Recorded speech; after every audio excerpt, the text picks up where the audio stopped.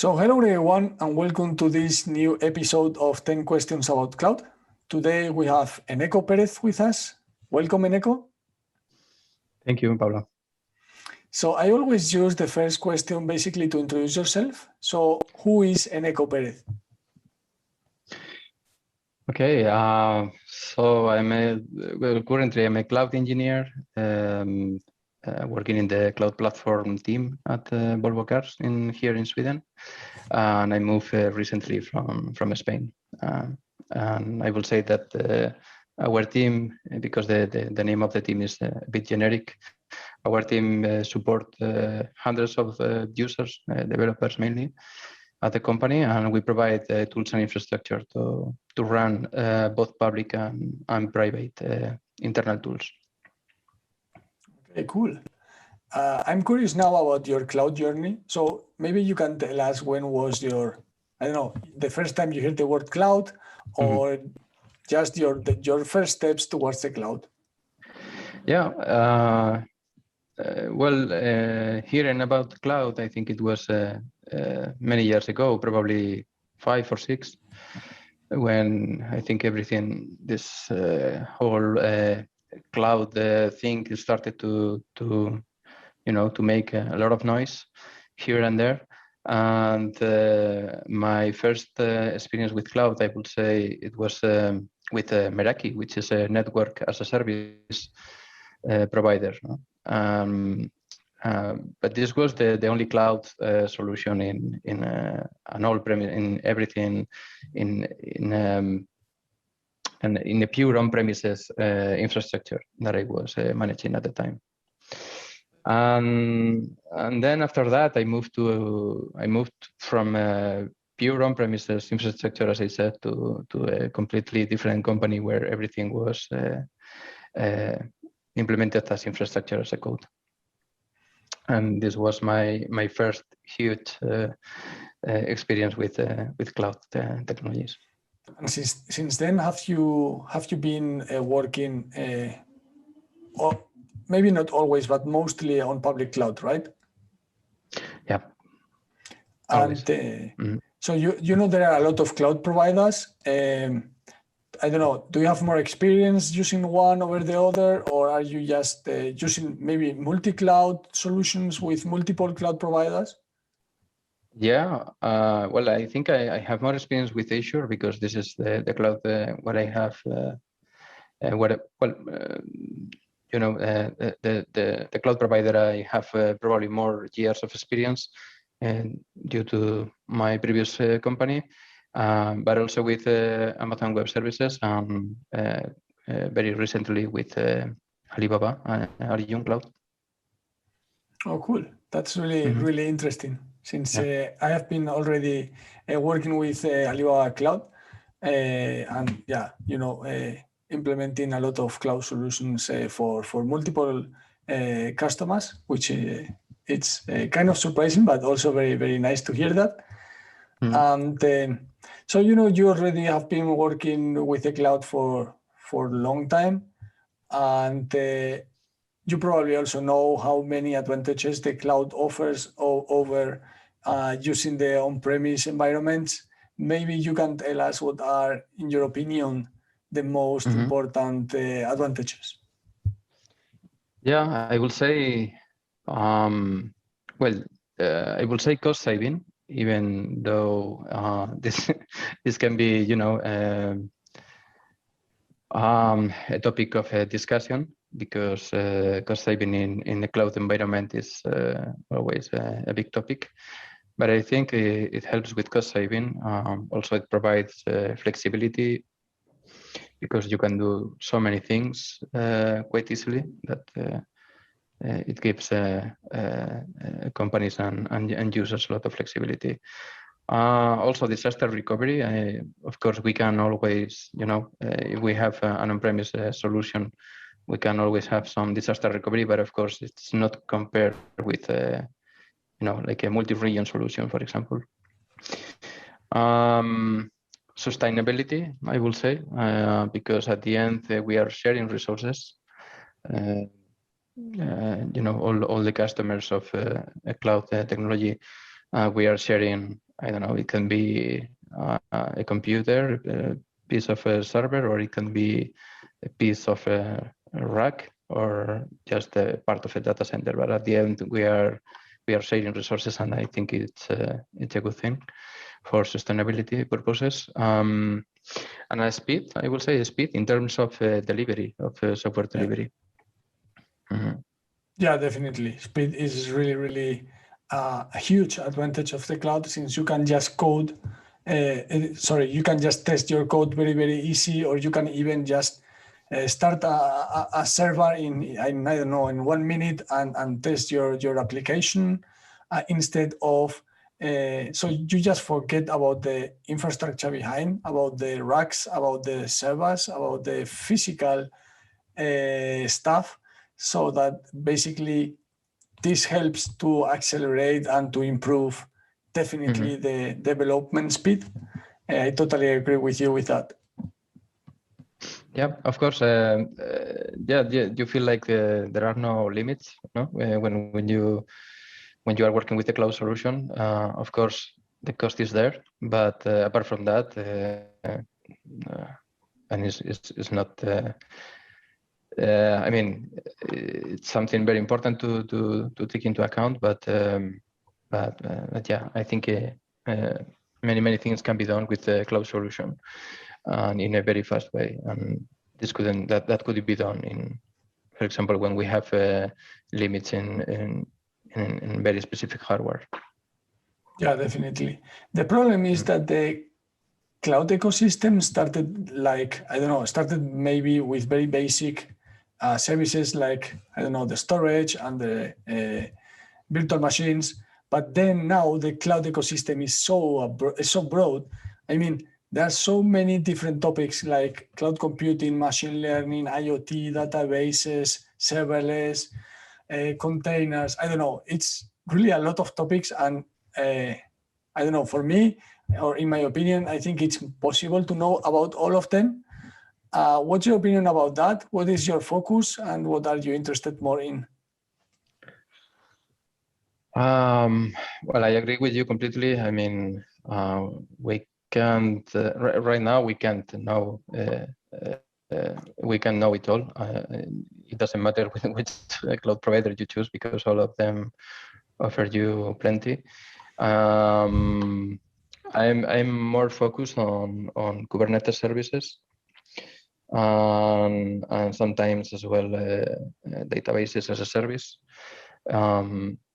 But yeah, it's sometimes you have to spin up some instance, you know, have a virtual machine to do something, and of course managing, for example, DNS and this kind of thing. It's also a big part of the job. So what you mean is maybe that having the fundamental skills or the very basic skills of the cloud, like knowing how to configure the whole networking, the whole security stuff, is kind of mandatory in order to be able to specialize yourself by, for example, in your case with containers, Kubernetes, or whatever, right? Yeah, absolutely. Yeah. I mean, yeah, I didn't say that, but of course, I think that would be the first step. And I think it helps if you have a background in, for example, with virtualization, any kind of virtualization solution like VMware or whatever. You know, if you have work with hypervisors and you know, and when you have to create a virtual network and virtual disk, virtual machines, and all these virtual resources, they are very similar to those that you find in a cloud. So that helps, for example, when you are migrating from an on-premises solution that it might be virtualized to a cloud solution. And following with this topic, maybe it makes sense to say it's basically something which I believe that having cloud computing knowledge or having cloud computing skills in the IT industry, if it is not now required or mandatory, is going to be in my opinion, it's going to be a standard. Like, I don't know, 15 years ago was having skills with Microsoft Excel and Word. I think that the cloud knowledge is going to be a standard. Do you also think the same? Yeah, I think the same, and I know several people that they only know about cloud. I mean, they don't have the experience or the background because they are probably too young. And when they finish the studies and start working, they start working directly with the cloud. So they don't have that background of a data center, for example, or to put some servers in a rack to cable everything and bring it to life. So yeah, I would say it's definitely a standard skill that it will be present everywhere in the near future. I think so. Yeah. Maybe that sounds kind of strange for you, or maybe surprise yourself, but I am cloud native. I mean, I started working basically with the cloud. I don't know what was before the cloud. I started 7 years ago my career, and in my first job, I just started deploying a virtual machine in the cloud in AWS. And well, basically during the time I have been learning what is a data center, how did that work, what were the benefits or the disadvantages, how can you build an hybrid cloud with VMware, for example. But I have learned that, after that, I started my career. I define it myself as a cloud native. Yeah, absolutely. And if this happened 7 years ago, imagine in 7 years from now. Yeah. Mm-hmm. Yeah, definitely. Yeah, but happy. Of course. And do you have experience working with multi-cloud environments? I mean, there is a lot of discussions about that. Some people say that's a waste of time or that's a waste of resources. Others say it's necessary. I don't know. It's kind of controversial a little bit. What do you think about that? Yeah, I have experience with multi-cloud. I would say that it depends on the company size or where they want to achieve, but mainly the company size. If the company is too big, probably they have different teams or departments. Even billing is different for them, and they have different projects, different funding. So in this case, I can see a multi-cloud environment very easily. If the company is small or mid-size, I personally would go for a one cloud solution, because things can be out of control very quickly, especially in terms of cost. So if you add another cloud provider, you are adding more noise, more difficulty to manage this. Yeah, but I think it's a good thing to have. For us as engineers, it's a very good way to learn about the additional technologies and also to solve problems that you didn't have before, like connecting different clouds, especially if one of them is Alibaba, because it's in China and sometimes things are done differently. Or maybe there are connection issues, and so these are things that you have to solve and to manage, and that helps you as an engineer. But I think it's not for everybody, multi-cloud at least.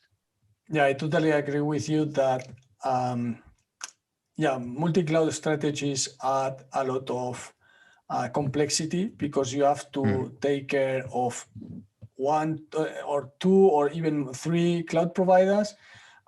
This will consume more resources. You will have to take care about more environments, about more invoices from different providers.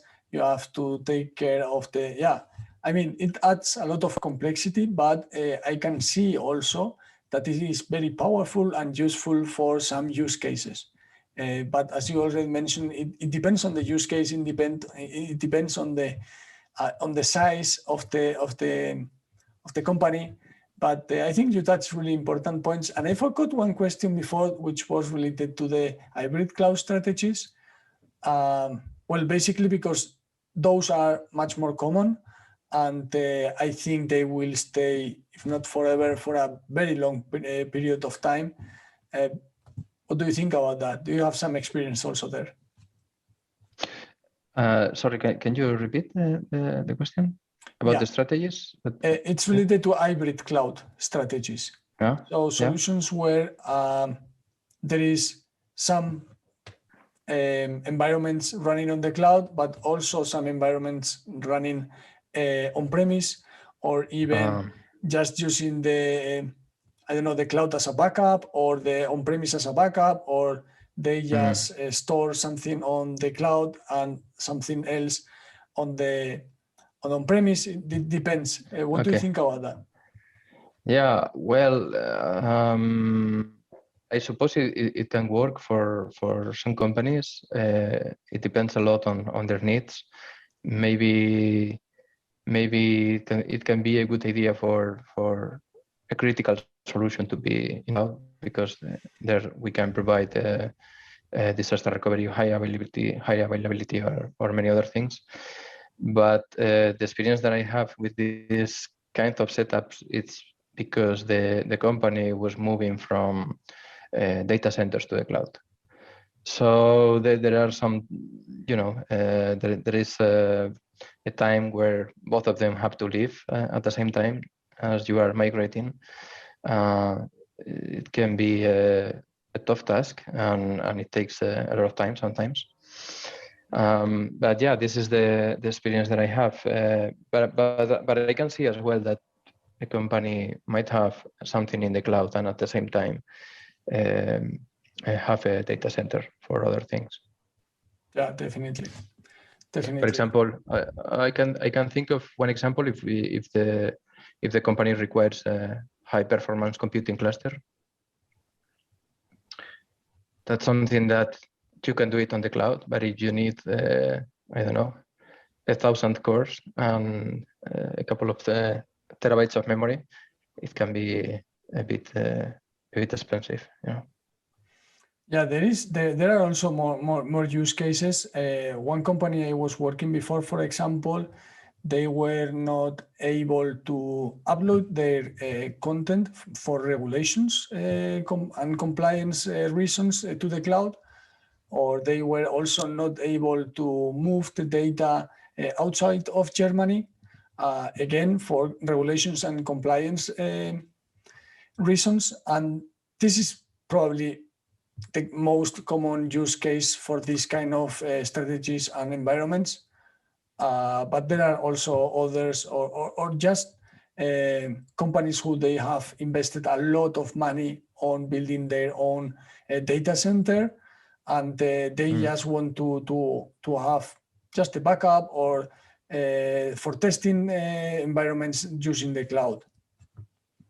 Yeah, absolutely. I mean, if you have spent €500,000 in a cluster, for example, as I said before, you want to run it for several years. Yeah, definitely. So this can be also a situation for many companies that they want to, the investment to have some return. Yeah, I always give the same advice, which is basically, if you don't, so the cloud can be very cheap comparing with the on-premise environment if you know how to design and how to implement the solutions in the cloud. If you don't know, the cloud can be really expensive. So it is very important to know how to create an architecture correctly in the cloud, because sometimes people just think on cost optimization in the cloud, but you have to know, of course. Yeah, Yeah, absolutely. I think cost saving is probably one of the trickiest thing to get in a cloud environment, but it's also, I mean, it should be mandatory for everybody, you know, to look into this. I think it's a very important topic. Yeah. So let's change a little bit the topic. Let's move more to a personal side, let's say.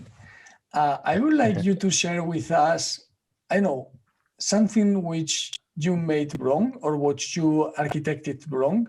I don't know, something can be with Kubernetes or I don't know, whatever. And how did you solve it? Or even, I don't know, something curious that happened to you in a real environment.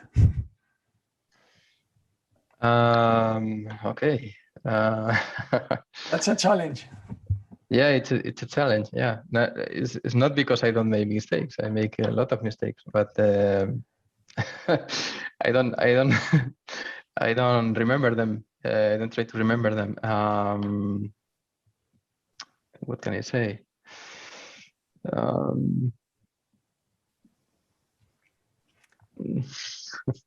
So I can put an example. For example, Okay. I will say, I remember once when I deployed for first time an application, I designed the full load balancers, virtual machines, auto scaling, so that the application is highly available. Well, I forgot, or when I designed the auto scaling, I forgot to change the maximal VM servers that you could attach to the load balancer. So yeah, when at night when the traffic came and the peak came, well, the auto scaling was not able to add more virtual machines because I forgot to put a big number on the auto scaling group, and that was Okay. Yeah. not that good. Yeah. So I remember something. Yeah. Thank you for the example. I remember something that I can share.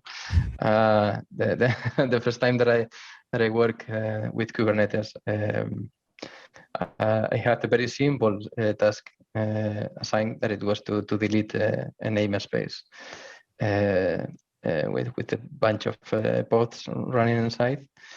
And this was a production cluster, and I deleted the wrong namespace because you know, yeah, because sometimes they have very similar names, and yeah, and I made the mistake and deleted the wrong namespace. So I remember deleting the namespace and going to the bathroom. Then I drink some water, you know, like I'm going to stretch my legs a bit and come back to the computer. And when I came back, well, my team lead wasn't very happy, and they were going to redeploy the whole thing. Well, yeah, that's pretty common mistake. I mean, I think it's very good to do mistakes because you learn a lot from that. I'm sure that you will never do the same mistake. Yeah, absolutely. Yeah. When I said before that I try not to remember them.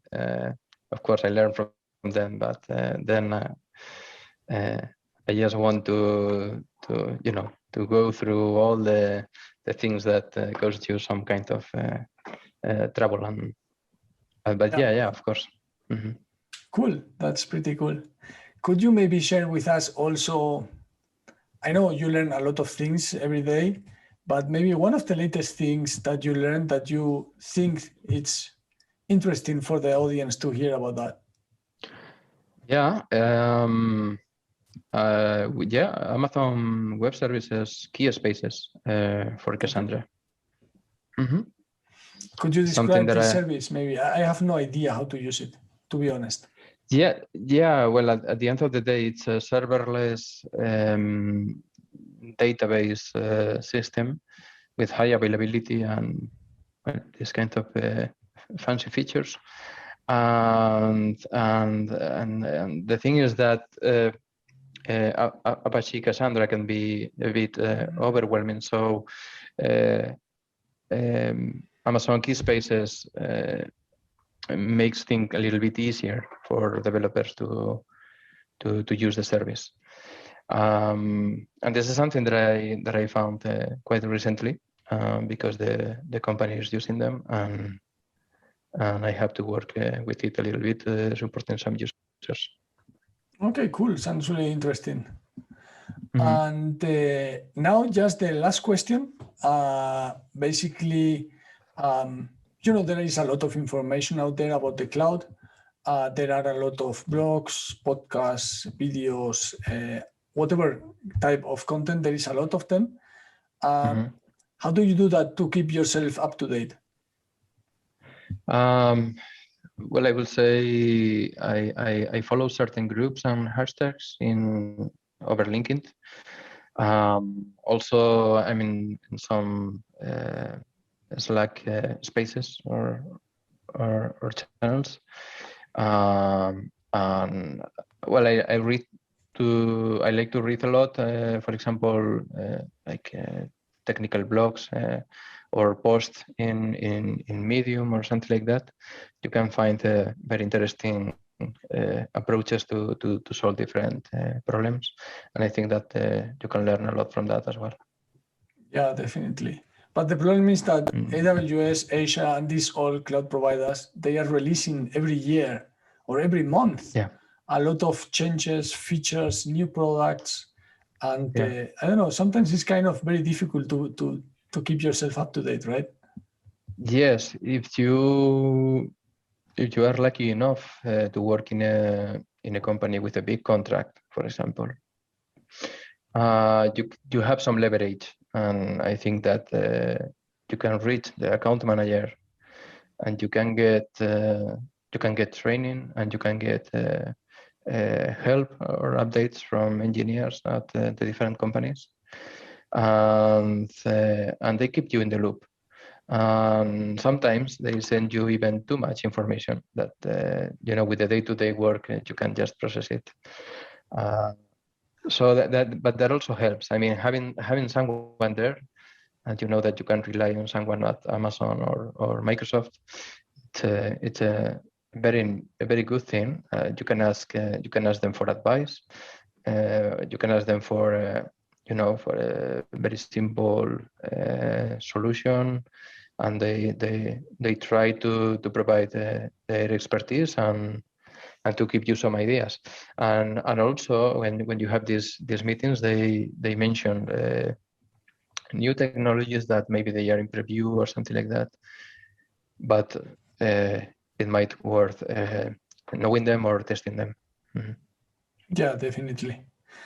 So that was basically it. It was a really interesting talk, and I was very, very happy to have you here in the podcast. I would like to thank you for your time, for sharing your experience and your opinions about the cloud in general. Thank you very much again. No, thank you, Pablo. It was very nice meeting you and being here. Cool. So I will leave your social networks like LinkedIn and all this stuff in the description in case anyone wants to contact you or follow you. And thank you very much again, and see you in the next podcast. Bye-bye. Okay. Thank you. Bye.